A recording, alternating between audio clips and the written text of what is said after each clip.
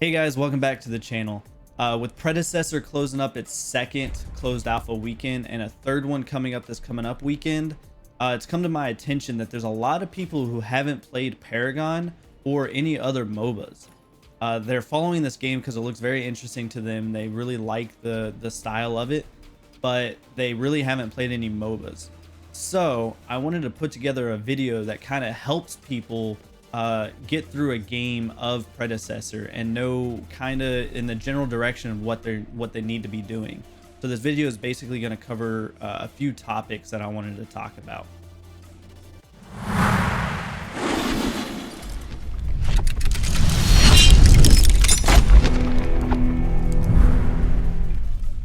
So there are three topics I want to talk about: character roles, the map, and objectives. While we're on the loading screen, let's talk about the character roles. There are 5 character roles within a game of Predecessor: off lane, mid lane, carry, support, and jungler. Each one of these roles has a vital part throughout the game, but we'll cover that at a later time. The off lane roles are your tank roles. They're going to be the roles that define whether or not your team can take the damage or not. They're going to be the upfront damage takers as opposed to the damage dealers. They're going to be the ones with the most shields. They're going to be the ones to be able to take the most hits, and they're going to be able the ones to survive the longest. Mid laners are usually casters and ability users. Mid laners are very squishy, meaning that they can take not a lot of damage, but they can dish out a lot of damage. Mid laners are high susceptible to ganking and should be very cautious of this. The carry, also known as ADC or attack damage carry. These are going to be your damage providers. When built right, they're going to be the ones to provide the highest tier of damage throughout the game. The support role is exactly that. The support role is to back up the team, whether it be with buffs for healing, buffs for movement, or even map awareness. The support role is key factor in most team fights. Without a support role in a team fight, you're more than likely going to lose. The jungler role is unique to MOBAs. The primary purpose of a jungler is to gank enemy heroes and to level up within the jungle as opposed to a lane. Now, I'd like to point out before we go any further that when picking your role, it'll highlight characters that fit that role best, although it does not mean that you have to pick these characters. When building right, you can essentially play any role with any character, although some characters being harder to do other roles than others. Now, once everyone's picked their character, they're going to load into the game. Once you've loaded into the game, the first thing you should do is open up the shop. Now, I'm not going to go into detail about the shop because I want to save that for a later video about specific characters and what they should buy. But for this video, I would like to point out that the recommended items are perfect for you. Go ahead and start looking through the recommended items to get familiar with the item system. Although there is a tab at the top that shows all items, I would also recommend looking through all items throughout the game to get familiar with them. Okay, so that completes the character roles I wanted to go through. Now, let's move on to the map and the UI. So everything you can possibly need to know about the game is on the UI. If you look at the bottom of the screen, you'll see a green bar and a purple bar. This is your health and your mana pool. Right above that are your abilities. All the abilities look the same as of right now because you haven't bought any yet. Go ahead and hit control. Go ahead and pick an ability to buy. Now, moving on to the bottom left. This is your stats. You see your character portrait of what character you're playing, but also there's a black bar around the character. This black bar will turn blue as you progress throughout the levels. Once the blue bar is completely full, you will gain a level. You start off at level 1 every single game you play. There are 18 levels. So starting from left to right, the 2 swords crossed is how many kills you had. The skull is how many deaths. The 2 hands is how many assists. The cloaked figure is how many minion kills you have, or CS, being creep score. At the bottom, the axe is your power. The sword with the lines coming off of it is your attack speed. The sword with the shield around it is your basic armor, while as the lightning bolt with the shield around it is your ability armor. And then the weird little figure on the far right, that's going to be your movement speed. The square that looks like it's stacked on each other with the 0 next to it, that's your gold. The in-match currency you'll be using to buy items and upgrades. Moving to the bottom right of the UI, you'll notice 6 squares. Each square can hold 1 item, and you're only allowed to have a total of 6 items from the item shop. Moving to the top of the UI, you'll notice the character portraits. On the left are your ally character portraits. This will tell you whether or not they're dead or alive. It'll let you know if their ultimates are ready, and it'll show their health and mana. On the right side, it'll show the enemy character portraits. This will just let you know if they're dead or alive. At the very top of the screen, you'll notice a timer. This timer is continually counting up for how long the game has been going on. Right below that, you'll notice 2 swords crossed with a couple of numbers beside it. The number on the left is how many kills your ally team has. The number on the right is how many kills your enemy team has. The blue bar on the left and the orange bar on the right are the core health for each team. We'll cover exactly what that means here in a second. And the strange little icon that looks like a velociraptor head shows how many kills that team has for Fangtooth. Fangtooth is a camp within the jungle that whoever's team kills will get a permanent power boost and some gold to their inventory. Now that we have the UI out of the way, let's move on to the most important piece to the actual UI, the map. As you can see on the map, there are multiple lanes. Left lane, middle lane, right lane.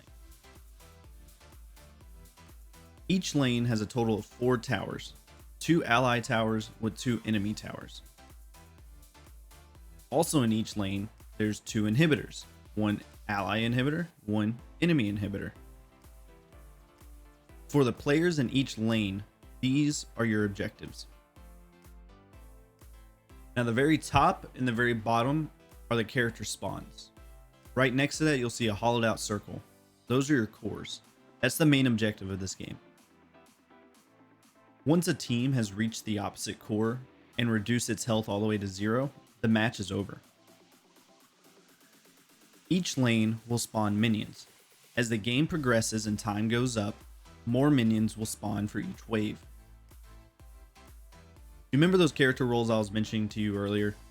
Off lane, mid lane, ADC, support, and jungler? Well, each one of those has a specific place that they need to be in. Off lane being on the side with Orb Prime, indicated by the purple dot on the map. ADC and support being on the Fangtooth side, indicated by the gold dot on the map. Mid lane being in the mid lane. And the jungler being in between each of these lanes, being as it's the jungle.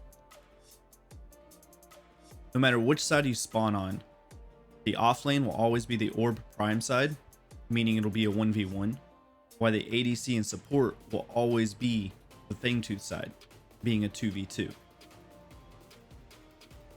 If it doesn't work out this way, talk with your team and have your sides swap. Now let's talk about the jungle and what the jungler does. Each team should have only one jungler, and the jungler's role is basically that: stay inside the jungle and attack the jungle camps, indicated by the white circles on the map. When it's time, the jungler, being a higher level, will then go to the lanes and gank an enemy hero. Doing this, they'll come up behind the hero with an allied team and basically 2v1 that hero. You remember what I mentioned earlier about mid lane being highly susceptible to ganking? Well, this is why. Mid lane is legit in the middle of the whole map, meaning the jungler and any other enemies that are traveling between the lanes have to go through mid lane. The river is a straight shot between the right side of the map and the left side of the map. This is the straightest path to get to one side and the other. Now there are 4 dots on the map that we actually haven't really talked about yet, 2 of which are the blue dots. The blue dots are buffs. We call them river buffs. Now, as of the making of this video, there's only the 2 blue buffs, but one of them, when the game releases, will actually be a red buff, being attack boost. Now the other 2 dots we've touched on briefly. The purple dot being Orb Prime. This is a massive temporary buff that'll take the majority of your team to actually defeat. but once done so, can really tilt the battle to your favor. And the final dot is the gold dot. Just like I said earlier, the gold dot is Fangtooth, and once killed, gives you a permanent power boost and some gold that you can use in the item shop. Okay, so the last part I want to talk about are the objectives. We'll start with the lanes. Like I mentioned earlier, each lane has 4 towers, 2 ally, 2 enemy. In order to progress through the lanes, you need to defeat the enemy towers. The only thing is, the enemy towers do a massive amount of damage. To get around this, minions spawn in each lane. Once a minion gets into the range of the tower actually focuses the minions. It is then your job as the hero in that lane to push that tower and do damage to it until it reaches 0 amount of health. But be very cautious. If there are no minions in the lane and you're in the range of the tower will attack you. Or if you end up attacking the enemy hero while in the range of the tower will then focus you.